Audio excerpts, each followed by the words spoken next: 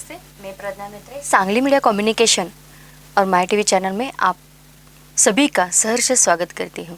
आज 14 सितंबर हिंदी दिन है और हिंदी दिन की आप सभी प्रेक्षकों को खूब सारी शुभकामनाएं। आज हमारे साथ स्टूडियो में हैं विवेकानंद पाटिल सर जी और वो आज हिंदी दिन के महत्व क्या है और विस्तार कैसा है और भाषा शैली कैसे है, इस बारे में जानकारी देने वाले हैं। करो हिंदी का मान, तभी बढ़ेगी देश की शान। सबकी सखी है मेरी हिंदी, जैसे माथे पर सजी है सुंदर बिंदी। देवनागरी है इसकी लिपि, संस्कृत है इसकी जननी। हर साहित्य की है ये ज्ञाता, सुंदर सरल है इसकी भाषा।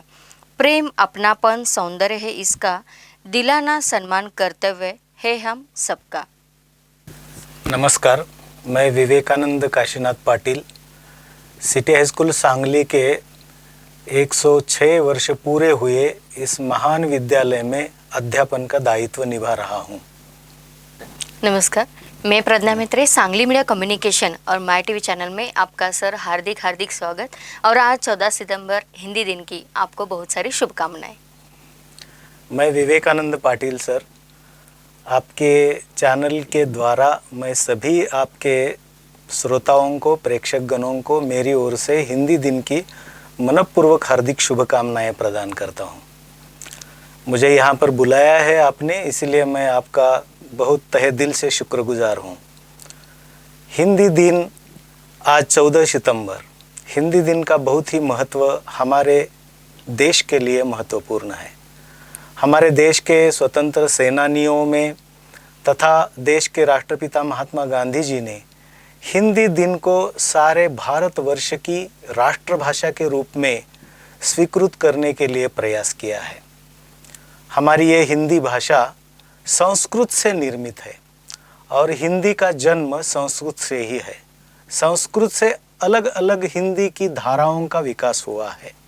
जैसे कि हम कहते हैं खड़ी बोली, जो राजस्थान में बोली जाती है, मध्य प्रदेश में बोली जाती है, उत्तर प्रदेश में अवधी है, कौशी भाषा है, बिहार में भोजपुरी है। इन सभी उत्तर प्रदेशीय भाषाओं की जननी संस्कृत भाषा है और इसी संस्कृत भाषाओं से निर्मित हुई हिंदी भाषा हमें सभी की प्यारी, प्रिय और समझ में आने वाली सरल साधारण भाषा है। संस्कृत भाषा से ही गुजराती भाषा का जन्म हुआ। संस्कृत भाषा से ही प्राकृत भाषा तथा मराठी भाषा हमारे महाराष्ट्र की मातृभाषा का जन्म हुआ। तो इन सभी भाषाओं की जननी संस्कृत भाषा है और संस्कृत भाषा से निर्मित यह बहुत सारे प्रांतों में, प्रदेशों में, लोगों में बोलने जाने वाली हिंदी भाषा है। अतः उस समय स्वतंत्रता के बाद गांधी जी ने यह आग्रह किया था कि यही हिंदी भाषा हमारे राष्ट्र की, संपर्क की, व्यवहार की भाषा बने, क्योंकि उससे पहले अंग्रेजों ने हमारे देश में हमारे विभिन्नताओं की शक्ति को विभाजित करके राज करने का काम किया था। जैसे कि मैं उदाहरण के तौर पर बताता हूँ आपको, दक्षिण भारत में केरल है, तमिलनाडु है, आंध्र प्रदेश है, अभी 2 विभाजन के बाद प्रदेश बने हैं, तेलंगाना, और कर्नाटक है हमारे नज़दीक वाला।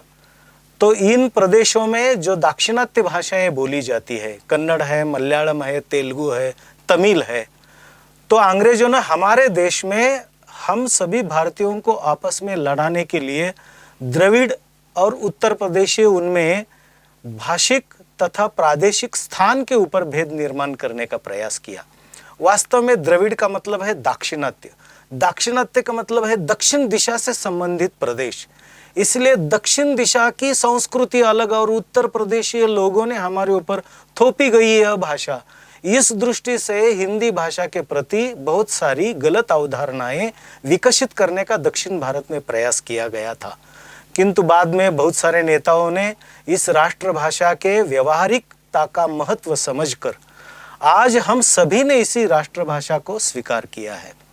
और भाषा का मतलब क्या है हम समझना चाहिए कि भाषा का मतलब है आदमी के मुख से, व्यक्ति के मुख से, मानव के मुख से निकलने वाली अर्थपूर्ण ध्वनि समूह को भाषा कहते हैं। जिस ध्वनियों का कोई अर्थ नहीं है, उस ध्वनियों को भाषा में स्थान ही नहीं है। इसलिए उस ध्वनियों के अर्थ को समझने के लिए, अपने विचारों को प्रदान करने के लिए, दूसरों के विचारों को सुनने के लिए हमें भाषा की नितांत आवश्यकता होती है। और राष्ट्रीय स्तर पर हमें इस भाषा की आवश्यकता है ही।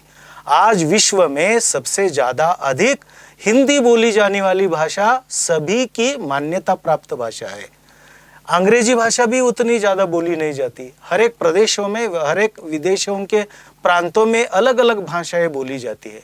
हमारी हिंदी भाषा का एक विशेष महत्व है। मराठी के दृष्टि से, संदर्भ से देखा जाए तो यह मातृभाषा मराठी की देवनागरी लिपि के अनुसार ही हिंदी का लेखन होता है। गुजराती हो, खड़ी बोली हो, हमारे देश के बहुत सारे लोग हिंदी भाषा को अवगत करते हैं।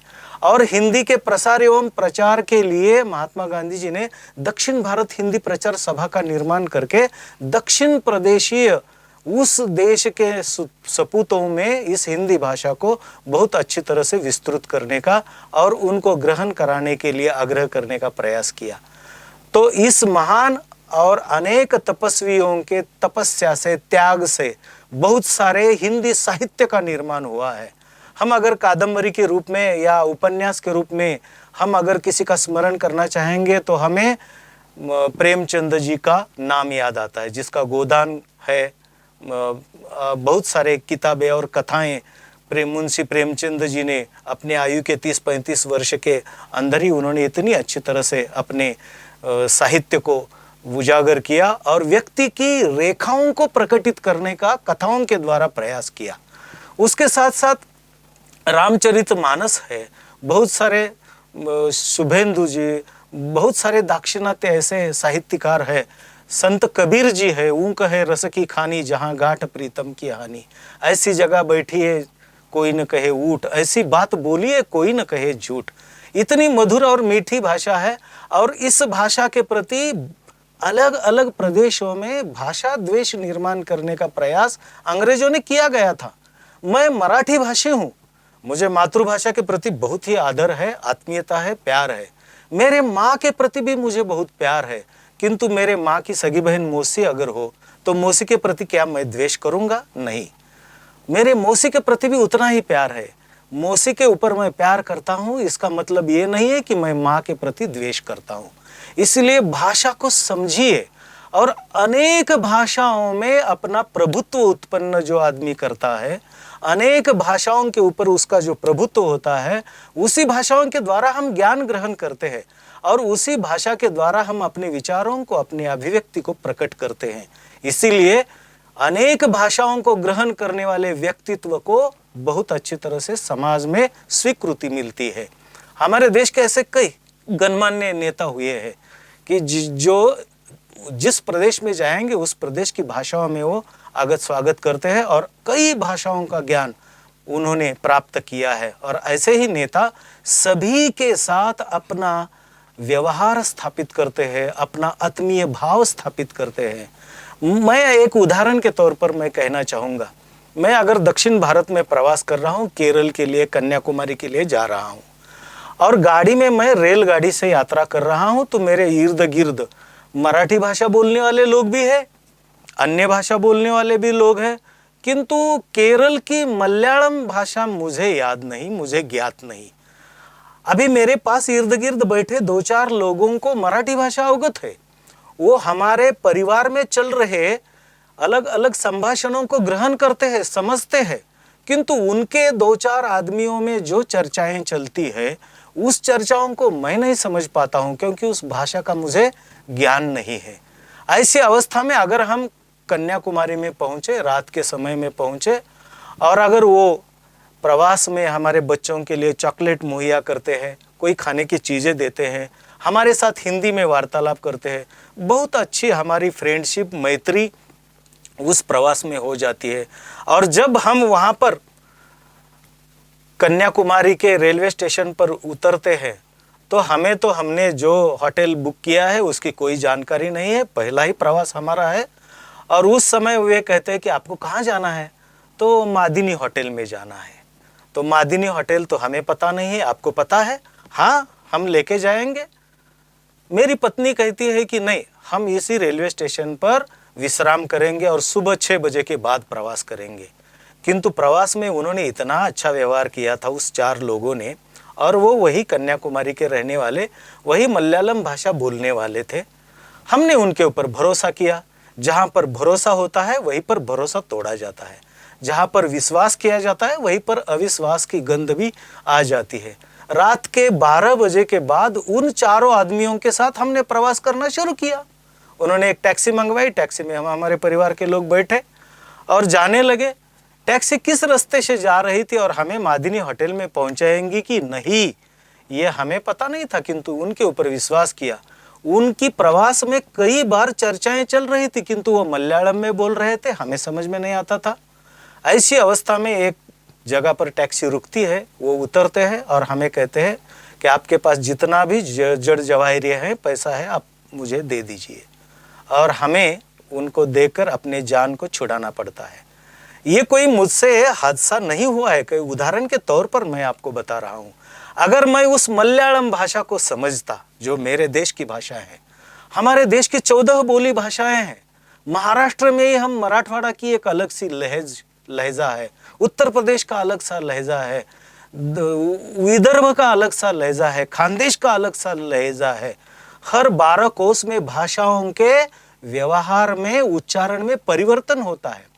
और कई ऐसी लिपियां हैं, ये भारत की सभी भाषाओं की लिपियां, ये हमारा वैभव है, हमारा गौरव है। हम सभी अनेक अनेक प्रदेशों की भाषाएं हमारे पास है, ये हमारा आभूषण है, हमारा अलंकार है, ये हमारी कमजोरी नहीं है। एक लिपि तैयार करने के लिए कल्पना कर दीजिए कि कितना समय लगा हुआ होगा। केरल की, अन्य प्रदेशों की जो भी ये सब लिपियां हैं, उसके भी पीछे का एक इतिहास है। दक्षिण भारत में ऐसे पत्ते मिलते थे, उस समय कागज का व्यवहार में उपयोग नहीं होता था, क्योंकि खोज ही नहीं हुई थी।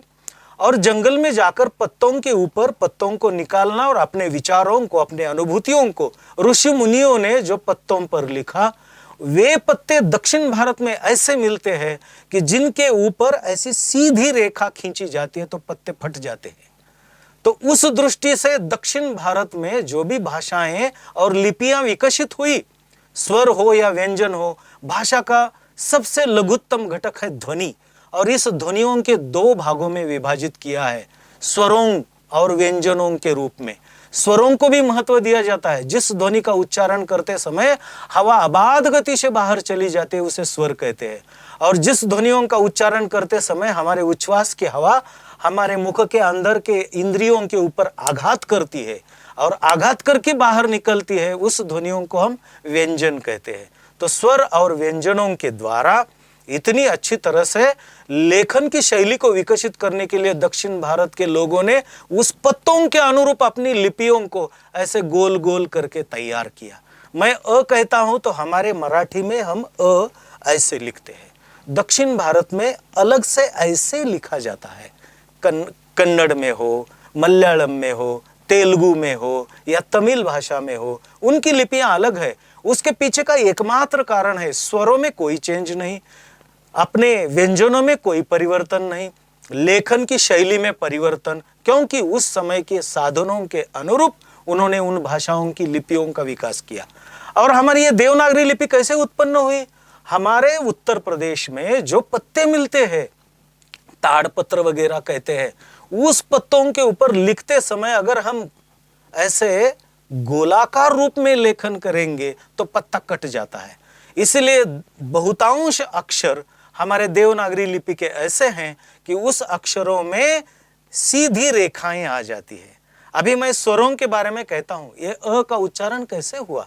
उच्चारण करते समय अ कंठ से निकलता है स्वर, तो यहाँ पर ये ऐसा पीछे एक ऐसा दंडा लगा है, ऊपर एक दंडा अ का दीर्घ स्वर आ हो गया।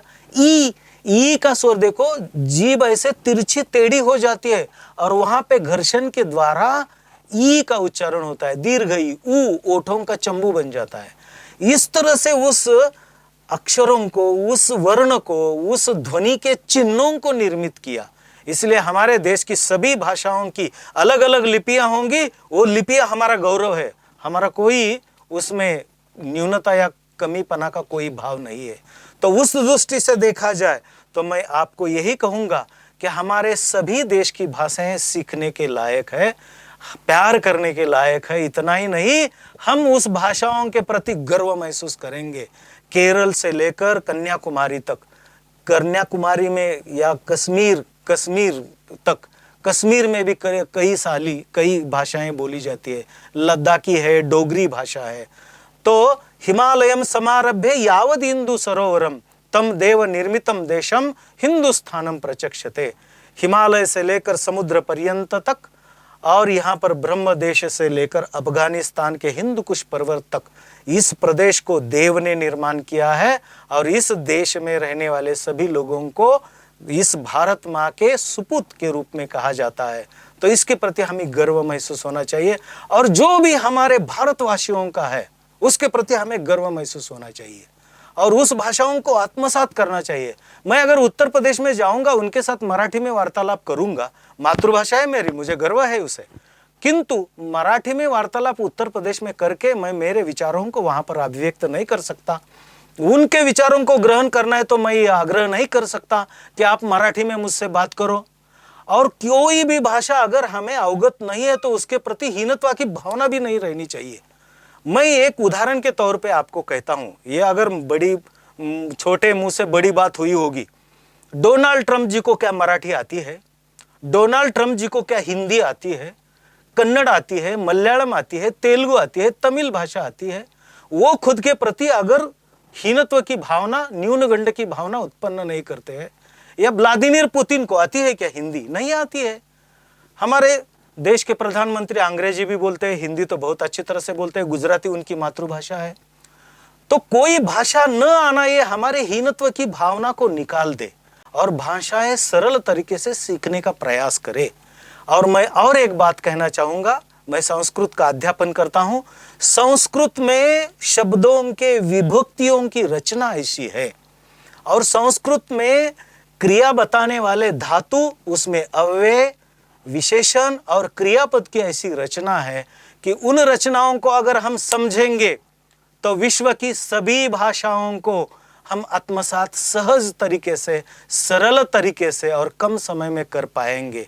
इसलिए एक ही आज के दिन में मैं मेरे समय के अंदर एक संदेश देना चाहूँगा कि हमारे देश की केरल से लेकर कश्मीर तक, यहाँ पर ब्रह्मा से लेकर अफगानिस्तान के उस तक्षशिला के उस पार के हिंदू कुश पर्वत तक जितनी भी भाषाएं हमारे भारत माँ के सुपुतों ने निर्माण की है, उन सभी भाषाओं के प्रति हमें गर्व महसूस होना चाहिए, उसका स्वीकार करना चाहिए, और भाषा के आधार पर प्रांतीय विवादों को समाप्त करना चाहिए।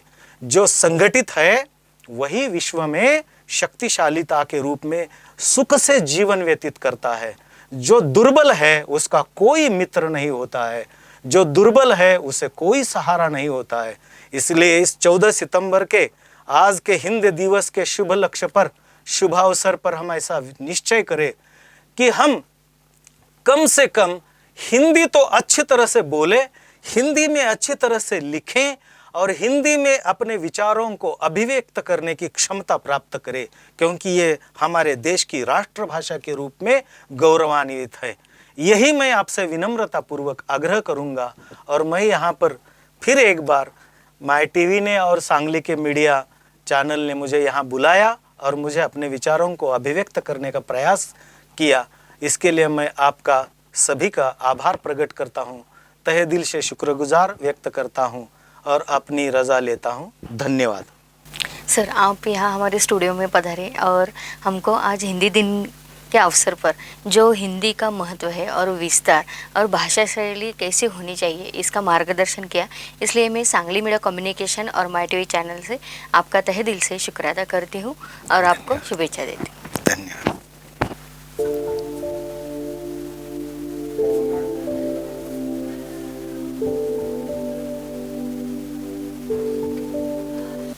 प्रेक्षको, आत्ताच आपण 14 सप्टेंबर हा जो काही हिंदी दिवस आहे तो कसा साजरा केला याच्याविषयी, त्यानंतर हिंदी भाषेला किती महत्त्व आहे, त्यानंतर त्याचा विस्तार कसा पद्धतीनं झालेला आहे आणि हिंदी किती आवश्यक आहे. म्हणजे आपल्या या दैनंदिन व्यवहारामध्ये असू दे, अगर आपण बाहेर प्रवासामध्ये असू दे, आपल्याला मराठीपेक्षा मराठी जशी महत्त्वाची आहे तशीच हिंदी ही किती महत्त्वाची आहे. आणि जर आपल्याला हिंदीमध्ये जर आपण व्यवहार करू जसं मराठीला आपण मान सन्मान देतो आहे, तशाच पद्धतीनं हिंदीमध्ये सुद्धा बोलणं तितकंच आवश्यक आहे. कारण आपण जर कुठेही प्रवास करत असू तर बाकीच्या देशातली जरी भाषा जरी आपल्याला येत नसेल तर हिंदी जरी आली तरी आपण पूर्ण भारत किंवा भारताच्या बाहेरसुद्धा प्रवास खूप छान पद्धतीने करू शकतो.